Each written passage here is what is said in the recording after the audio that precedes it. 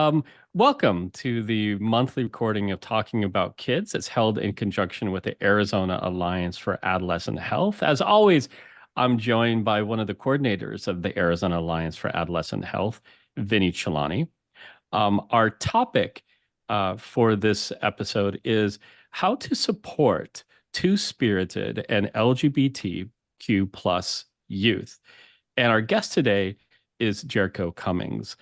They are a training and community engagement specialist for the Paths Remembered project of the Northwest Portland Area Indian Health Board.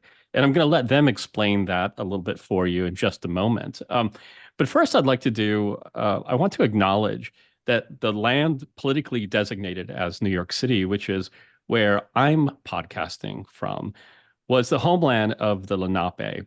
And over the course of 400 years, the Lenape were displaced through the European settler colonization. I further acknowledge that I have not always fostered a space for Indigenous voices in my work, and I'm committed to a new path. If you have any questions today during the podcast, please type them in the chat and we will try to get at all of them. Jericho, can you explain a little bit about the history of your interest in ensuring equity for members of the Two Spirit and the LGBTQ plus community?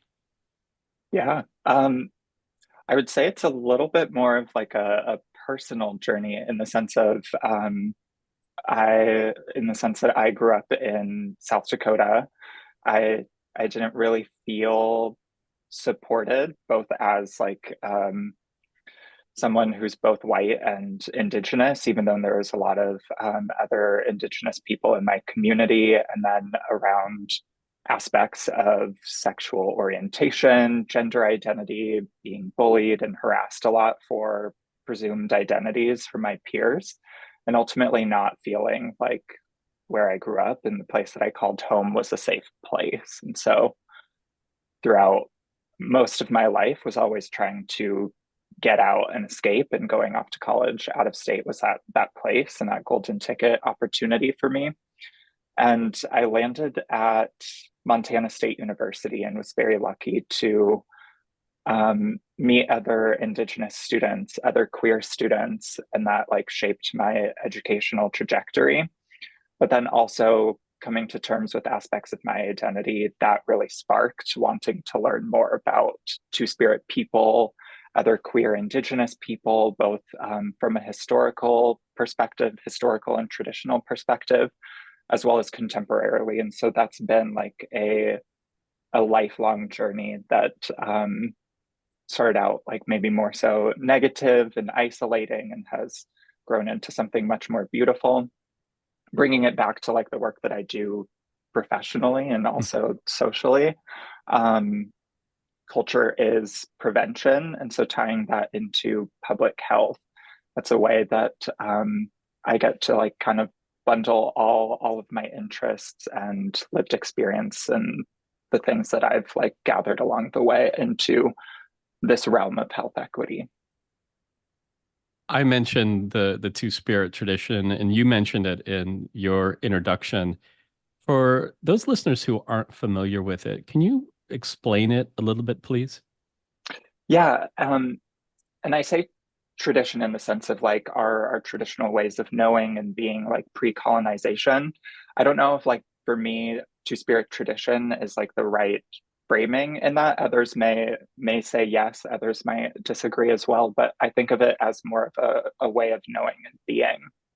And so pre-colonization, there were Two-Spirit individuals that often had a very tribally specific term that got at gender diversity. So something other than existing as a man or woman in community, and then the traits associated with those identities as well. The way that we describe Two-Spirit in our work, and then ultimately like what gets shared in community, is that a Two-Spirit person ultimately is someone who identifies or connects and expresses their gender identity, their spiritual identity, in a traditional or non-Western way that often is related to their social role, how they show up and present themselves in community, and those kinds of things.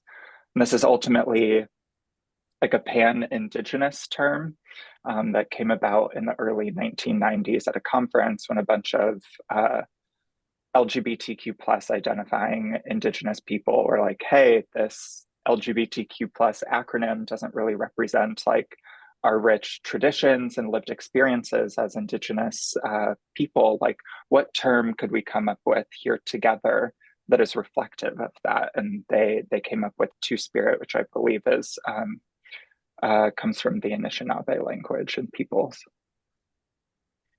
And I also want to, I want to come back to that, but before I do, I want to talk about this Paths Remembered project, because I think that that is really central to our discussion today. What is the goal of the Paths Remember project?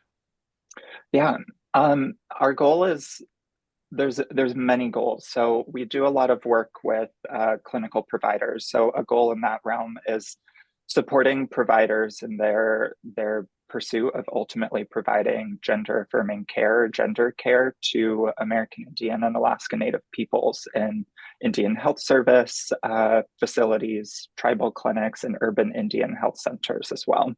And then also with that, like wanting to mitigate the harmful experiences that patients might experience from a provider who lacks culturally aligned knowledge at the intersection of their Indigenous identity, their queerness, their gender identity, those kinds of things. And then also wanting to help out community-based organizations in the same realm too, wanting to ensure that their two-spirit, trans, gender diverse, and indigenous queer community members feel seen, they feel affirmed in their identities, and also supported, that folks continue to thrive and survive just in all realms and aspects of life. And then we also have like a research and evaluation component there too. So ensuring that the data, the experiences shared with us out in the field, and the reciprocal relationship in that regard as well can be reflective in academic spaces and research spaces and those kinds of things. But yeah, there's all sorts of other goals like surrounded in there too, but ultimately getting at folks being able to thrive in their communities, feel affirmed, and just live happy, healthy, authentic, two-spirit, indigenous queer lives. One of the things that I find really interesting about the Two Spirit tradition is, at least how it's been explained to me and what I know about it, it has never been associated with a negative. It has never been Mm-hmm. used by another to other and to denigrate. It's always been a very, very positive thing. What do you think that means for youth when they discover this tradition? I mean, like knowing that for myself too, I feel like it's an act of healing. It's a form of protective identity formation as well. So folks maybe having experienced a lot of negativity for their identity, then finding out like if you the way that you feel right now about your identity was embraced, accepted, celebrated, even revered pre-colonization, that's something worth celebrating. I think it, for me personally, like challenges and I don't know if heals the right word, but like combats some of the trauma that I had experienced being harassed and feeling isolated as a result of my identity. So it, that's something we want to return back to, is that sense of knowing that we are, yes, we may be different in some way, shape, or Mhm. form, but our differences don't have to be divisive. They don't have to lead to discrimination. They don't have to lead to harassment. And then ultimately, like barring of care, meaning that you people like you, their lived experiences, things like that, are banned in school settings and community spaces, whether it be through books, Mm. imagery, those kinds of things.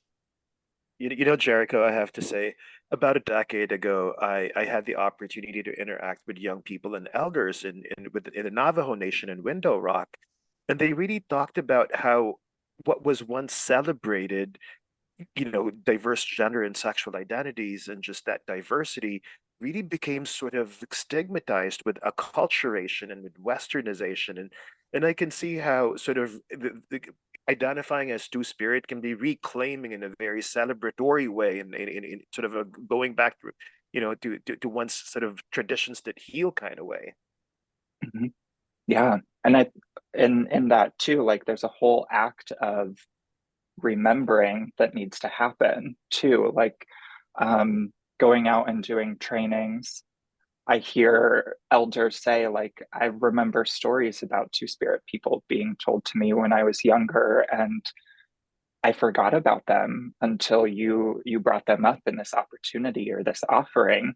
And so that's something that I can relate to as well. Like my dad was very involved in our culture when I was growing up, and um, there was a semester where I was in gender issues and Native studies course, and almost every week I would call him afterwards and be like, "Hey, guess what I just learned?" Like when I found out about Two Spirit people, asked him like, "Do you know if we have a Lakota specific identity?" And he was like, "Yeah, it's Winkte, or Winkte is one of them." And I was like 22, 23 at the time, and he had been sitting on that knowledge this whole time, and it just prompted me being exposed for him to impart that knowledge. And so I'm hearing a lot of that remembering having to occur in community as well, and it's very special, and it's also challenging in a way too. Given that you have this kind of unique experience of having your identity, your orientation, your expression in a colonized world, but also in an indigenous world. So you've gotten to kind of be on both sides of this. What do you think the kind of the colonized world should learn from how different orientations, different identities, and different expressions were treated by Indigenous people? Yeah, I think the thing that comes to mind is just how individualistic our lives are now, as a Mhm. product of colonization, and just ultimately how our communities were extremely collectivist in nature. And so with the different identities, it wasn't about like uh hyperfixation on that difference. It was more about like our communal I'm blanking on the most appropriate word, but communal like longevity and Mm. sustainability. And so what mattered most was what you brought to community and to sustain the people. And so thinking less about the things that make us different and celebrating just our unique shared experience. There's no need to put someone down or label them as different, Right. any sort of like negative label you want to think of, and to shy away from that, I think, Well, something that I've comes to mind. yeah, I mean, what I've heard it talked about, Jericho, also to your point, is that if you're in a communal society, especially one that's smaller, you can't afford to other a member of your community. You have to figure out and use everybody based on what they can contribute and their own unique insights and perspectives. So you can't just cast somebody out. Your community is worse for it. Of course, Vinny and I know, and the listeners know, our larger Western colonized society is worse off every time we cast somebody out as well. But Jericho, a lot of the work that you're doing now, it has to do with the fact that the experience of Two-Spirit LGBT plus Indigenous youth might be different than other Mhm. youth. How so? Why is it important to recognize that, if you have an Indigenous youth who is exploring their identity, their expression, their orientation, that the fact that they're Indigenous might mean that their experience is different from other youth? Mhm. Yeah, I just think about like the way that history is taught for all um, folks who are like Indigenous, Black, Hispanic, Latina. your experiences in history and your history classes are usually kind of glossed over or painted in a very negative light. And so acknowledging just like those power differentials there, that some of us like have to seek out a lot of more appropriate and accurate education and information as opposed to like what's being placed onto us or forced onto us. And then those experiences continue to get compounded. It's usually just the dominant identity groupings experiences that's being shared, or the narratives from folks who held power and privilege at a time. Bringing that back to us LGBTQ plus youth, like we had a national study a couple years ago that got at various aspects of health, community, identity, those kinds of things. And one question that was asked, or one finding that came up through the follow-up interviews, was that Indigenous people, or like Two Spirit and trans and gender diverse folks, like did not want the same kind of mainstream like LGBTQ plus affirming healthcare that a lot of folks were like privy to, or that I think like some providers are privy to in the realm of like gender care. And so just getting at like there's a dual task at hand where folks are needing to learn about greater BIPOC experiences, how to affirm those folks in their identities, and ultimately how to be supportive as well. And the same goes for areas of sexual orientation, gender identity, relationship dynamics, those kinds of things. And just really acknowledging that there are many layers at play, and us as diverse and unique people, like not one experience is going to be the same. So you really need to create opportunities to hear people out like wholeheartedly, give them the space to address any issues, concerns, or celebrate whatever it is that's on their heart. Ask appropriately like what identities and experiences mean to them. Like we often talk about like how not one of us as Two Spirit or indigiqueer relate to the term in the same way. So asking appropriately, like what does being Two Spirit mean to you?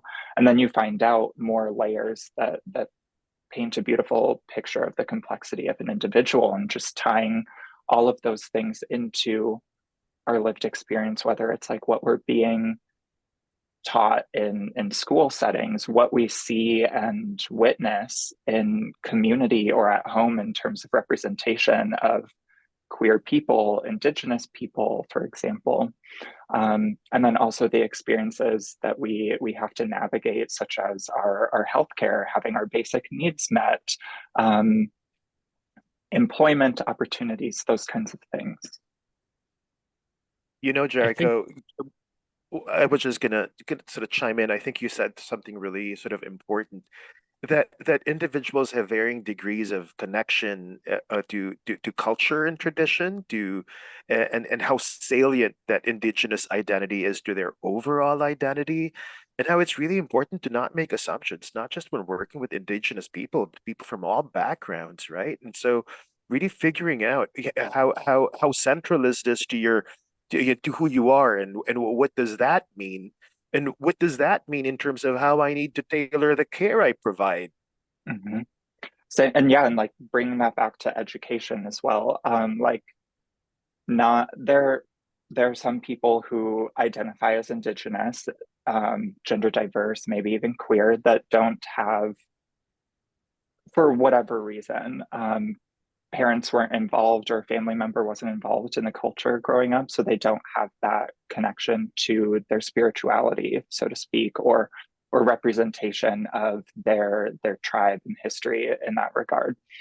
And ask in that realm is to be privy to the communities in which you're working in, so that if there is someone that might be struggling with their identity in one shape or another, you can say, hey, look, like I know about Two Spirit representation in like the Lakota culture, for example, and I think you might gravitate towards this, and it might be something helpful on this journey that you're on. And we talk about this a lot with providers in the realm of like our indigenized gender affirming care model, that it's not totally hyper fixated on like the medical side of thing. There's a whole other slew of social supports that need to be fostered in with medical interventions and opportunities. It's so for those super geeky research policy people in the audience, I think that you're recognizing that we're describing Bronfenbrenner's socio-ecological model, that's an individual inside a context, inside a community, inside a much larger environment, and you have to consider all of those. But Jericho, part of what you just brought up makes me think about another term that you and your colleagues are changing. You're advocating for an adjustment in something, a move away from the term ally and a move towards a term accomplice. Mm-hmm. What has you moving? What has you and your colleagues moving away from this ally term towards accomplice? Mm-hmm. Well, when I think of ally, I usually think of like a specific moment in time. There may be like social political issue arising, and folks want to do something. They feel called to act for one reason or another. And what I've seen usually is that when coverage and conversation of that issue decrease, their involvement might as well. And so I think of allyship as being something that yes is good. We do need allies, but in this work and ultimately to create lasting, meaningful change, it can't. The momentum just doesn't stop when like coverage decreases on an issue or something like that. And so with our work, like we're having to challenge systems and institutions that constantly create barriers, decrease access to care, and so much more. And so what we really need is folks to join us in this fight, to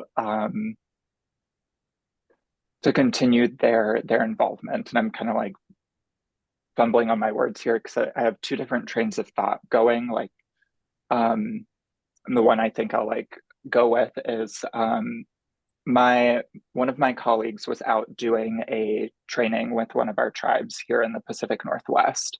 And the person organizing the training was like, we, at the end, of course, was like, this was so great. Like, can't wait to bring you back like year after year and keep doing this. And there was an elder in the audience that chimed in at one point and was like, we invited these people here to like come impart knowledge onto us. Like,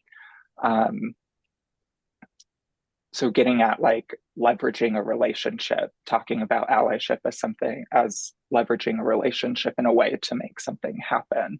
And then he went this extra mile that was saying like everything they imparted onto us, it's now our duty to internalize this, to take it as our own, and to continue our own knowledge acquisition so that we can continue to offer this training in our community and to bring others into the fold that might not like be here, those to come in the future kind of deal. And so when we think about being an accomplice and acting as an accomplice in the realm of challenging these systems and institutions we have to unfortunately operate within, we're asking folks to roll up their sleeves and to use what they know, get down and dirty, and to like speak and act in a way that would benefit the greater population.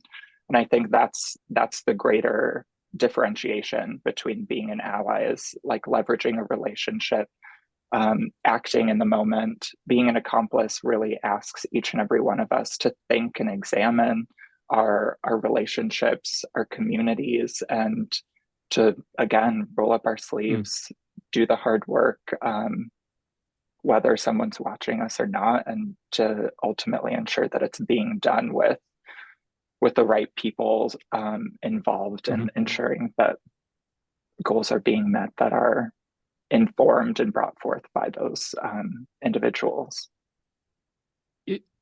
Jericho, and by the way, this isn't the only movement that has backed away from or is shifting away from ally. People in Arizona who are familiar with the work of Corey Best, he's been out there working with Prevent Child Abuse Arizona and other groups. His group has moved away from ally towards a notion of a co-conspirator. I want to point out one of the questions from one of the people in the webinar here covers both, and that is, I'm going to paraphrase here, but there seems to be something nefarious about the word accomplice, just like there is in co-conspirator. Like, what's your reaction to that? Was that something you discussed, that there is something almost illicit about the idea of an accomplice? Yeah, for sure. And like, there's so much like out in the world, like a wonderful zine, I think, paraphrasing its title, like oh gosh, now I'm blanking on it, but it's something about like no more allies, just accomplices or something like that. But yeah, I love like the co-conspirator thing. Like, we want partners in crime in a way. We also, like, in organizing roles outside of where I'm professionally employed and that kind of deal, it was always, conversations were always like, we as BIPOC people like should not be the folks like being arrested for championing like for our basic human rights and existence kind of deal. Like, I'm not going to say like everyone go out and get arrested like at a protest or that kind of thing, but just think about the power differentials, access to resources and things of that nature in that realm of being a co-conspirator and being an accomplice. What can you leverage and what can you lose so that someone else that has had to operate within these systems and has maybe a bit more to lose and less to gain by being on the front lines of some initiative. I hope that makes sense. It does. It does. Thank you. You've already given us a lot of insights and ideas for supporting the Two Spirit LGBT plus youth that we might be working with, or that might be even in our own households. But do you have any other final words of advice for the listeners for how they can support these youth? Yeah, there's a whole slew of like amazing organizations and communities like working to bring greater awareness, education, and ultimately affirmation of Two Spirit and Indigenous queer folks all across the country.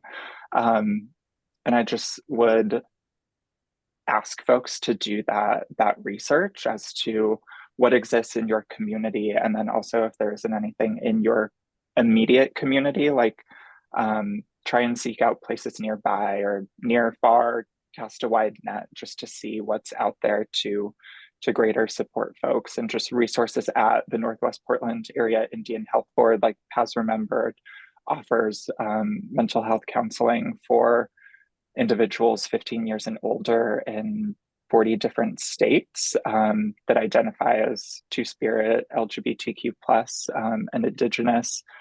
Greater resources on suicide prevention and intervention. And there's like, I know of the Phoenix Indian Center putting on various like pride events, Two Spirit powwows, or just even those kind of events existing in like the greater Phoenix area. There are other Two Spirit gatherings and powwows that happen in various parts of the US. So really turn to those folks and empower people in your community as well to impart knowledge and to also connect individuals of all ages to their wonderful resources. And we will add some of the links to those resources to the notes for this podcast. Jericho, thank you so much for the work that you're doing. It's really inspiring. I can only imagine how freeing it is when youth encounter your work, and what you can share with them about their history and their community. So thank you very much. And thank you for taking the time to speak with our guests. Yeah, thanks for having me.